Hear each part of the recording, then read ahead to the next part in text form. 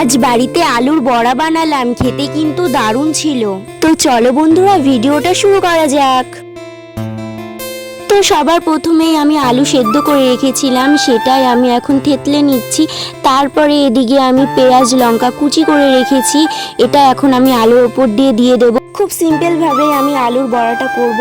তারপর আমি পরিমাণ মতো লবণ আর হলুদ দিয়ে দেবো। হলুদ দিয়ে তারপর ওটাকে মাখিয়ে নেবো। দেখো লঙ্কার গুঁড়ো দিইনি দেখে তাই হলুদ কালার এসেছে। যাই হোক, তারপর আমি বেসন দিয়ে দিচ্ছিলাম, চেলে দিচ্ছিলাম কারণ অনেক দিন কারো হতে পারে। তারপর কড়াইতে তেল গরম করতে দিয়ে এদিকে আমি বড়ার আকার সাইজ করে রাখছিলাম, কারণ তেলটা গরম হয়ে গেলে আমি দিতে পারবো না, যে কারণেই। যাই হোক, তারপর আমি চটপট করে তেল গরম হওয়ার পরে বড়াগুলো দিয়ে দিচ্ছিলাম।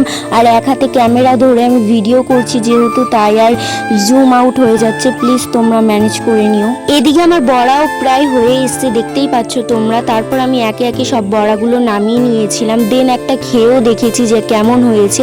তোমরা তো আমাকে অন্ধকারে দেখতেই পারছো না। যাই হোক, তো ভিডিওটা আজকের মতো এইটুকুই, দেখা হচ্ছে নতুন ভিডিও। আজকের মতো টাটা, আর লাইক কমেন্ট শেয়ার করে দিও। চ্যানেলে নতুন হলে অবশ্যই সাবস্ক্রাইব করো।